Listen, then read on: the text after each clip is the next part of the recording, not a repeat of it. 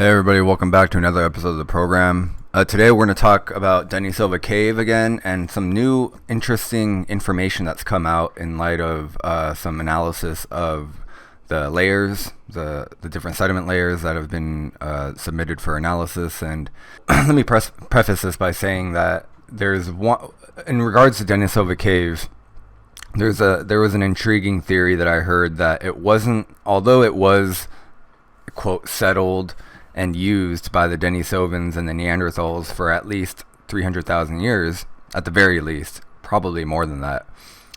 It wasn't concurrent, or it wasn't a consistent settlement. So they would come and then leave, and then Neanderthals would come, Denisovans would come, and then they might even come and go together. And one theory was that it was a meeting point, and then like maybe some sort of trade or some sort of outpost.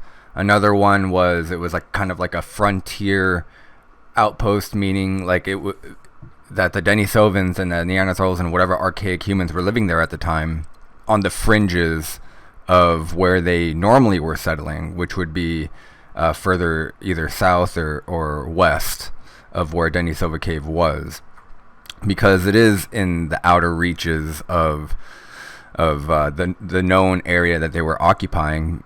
Basically, that where all the evidence points to settlements of the archaic humans based on bones and tools that they found, mainly tools that they found, indicating some sort of settlement. Tibetan Plateau is one of those places.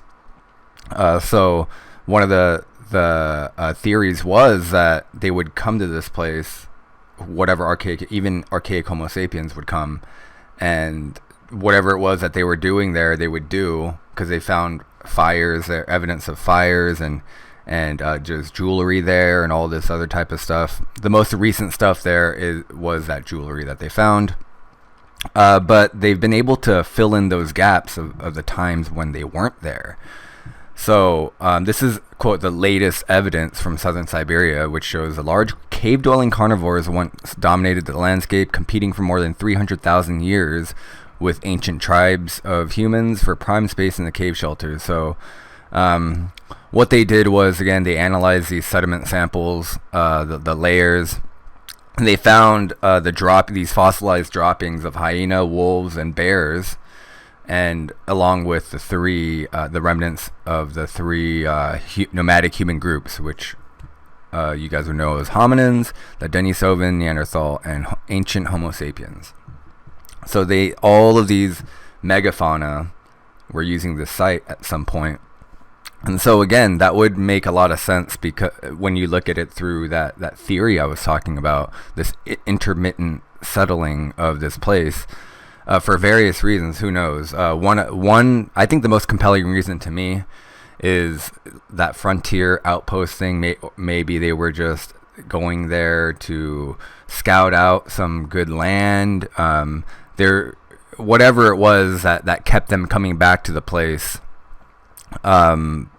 didn't last for too long, according to what's out there. Now, granted, there probably will be some sort of discovery down the road in which they find even more information to fill in these gaps of settlement. Maybe there was war, maybe there was a famine or some sort of sickness, whatever it was that kept wiping these people out, or they might have just been driven off by all the megafauna there, because who knows? Because again, there wasn't that many people living there at one point.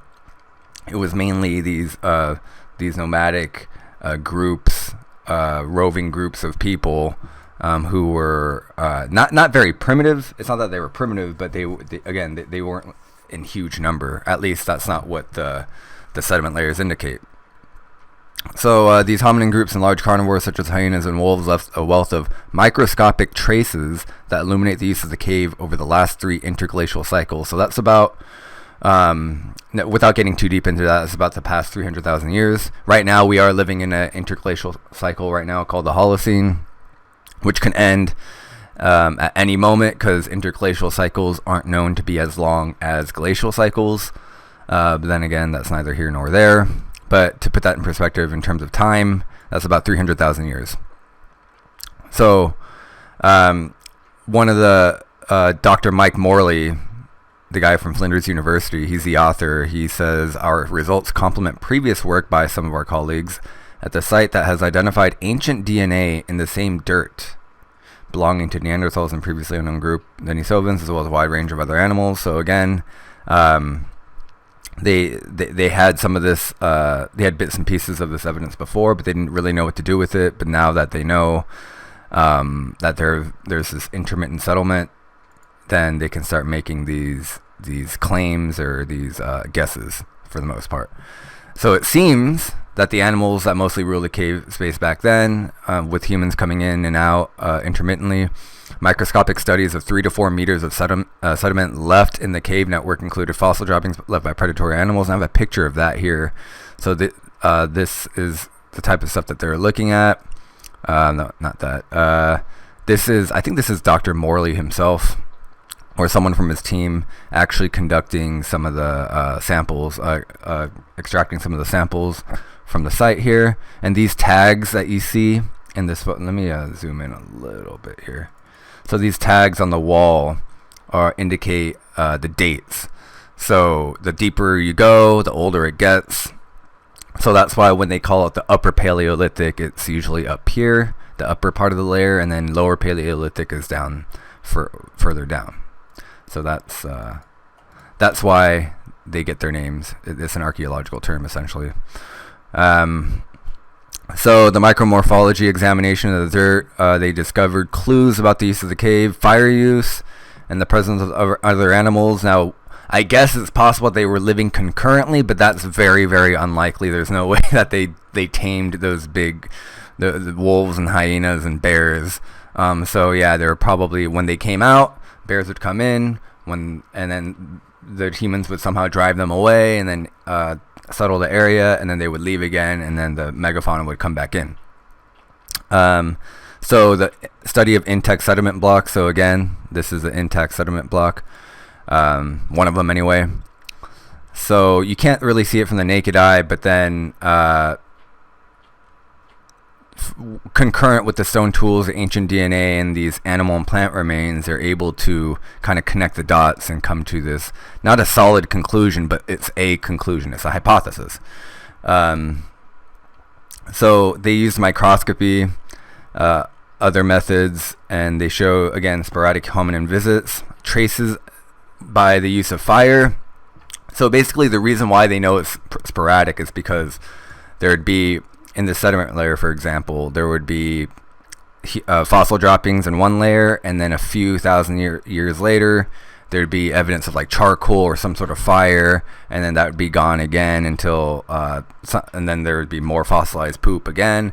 And so you have this, each layer representing a different time period. So the gaps between the layers, they're assuming, where either nothing was going on or just nothing was left there during that time. But either way, there's no evidence of either way. So again, that's why they think it's sporadic. Whereas if it were concurrent, then you'd see layers of charcoal or layers of whatever remnant, poop or whatever, for taking up more space in the sediment layer. So that's how they would know. So again, they use traces of the use of fire, such as minuscule fragments, but with continuous use of the site by cave-dwelling carnivores, such as hyenas and wolves.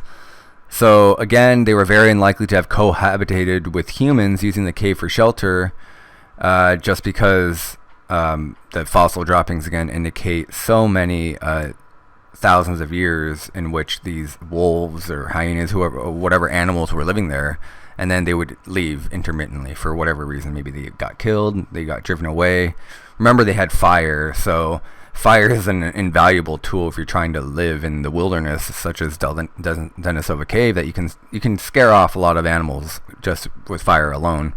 Doesn't necessarily mean you had to kill them off, although I'm sure there was some hunting going on.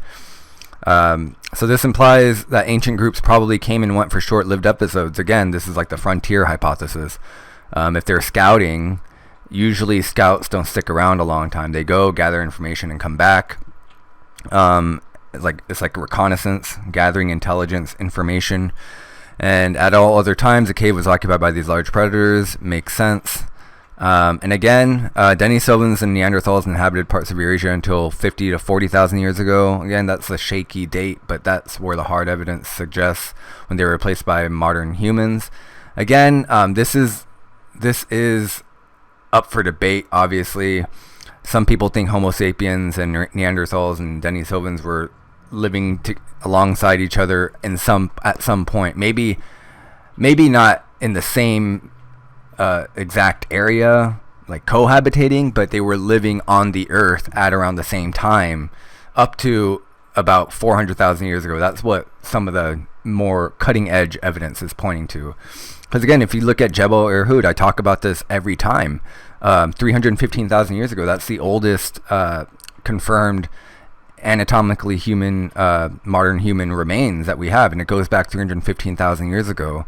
And Neanderthals were alive and well during that time. Denisovans were alive and well during that time. And then now we're starting to see these hybrids, and some people are even wondering if they are hybrids. I guess it's hybrids in the sense of, like, if you like a dog, like a mutt dog, you have a Doberman Pinscher and a German Shepherd, they could mate and have viable offspring. So again, how different are we from Neanderthals and Denisovans, and how much of their DNA makes up ours, or is our made up of, however you want to think about it. So again, those types of questions always come up, and I'm sure they're going to come up in the comments here. Anyway, let me know what you guys think about Denisova Cave. This is a very interesting, it's not groundbreaking or anything. It kind of confirms what was already suspected. But again, this is part of the process of getting a higher resolution historical image of what was going on, especially in Denisova Cave, because this is a very, very important. It's right up there with Göbekli Tepe in terms of finding out exactly what was going on in the human past. So yeah, leave a comment, like, subscribe, share. I'm very pleased with the growth of the channel. We're coming up on 200 episodes. 200. That just came and went so quickly. I started the channel in the end of July 2018, and we're almost at 200. And I'm thinking about expanding this. I'm probably gonna at some point, once I move out of here and I move into my new spot, I'll probably have a studio set up, and maybe we'll do some podcasting, get on iTunes. Maybe I'll have this, and then the podcast component will be a different thing, and I'll just do both. Again, I'm probably going to be working a lot more in the next 3 months, but after that I should have a lot more time to dedicate to this project. So again, I'm thankful for all the support that I get with every single video, and I'm just glad that people are talking about this stuff. So thank you again, and I'll talk to you guys later.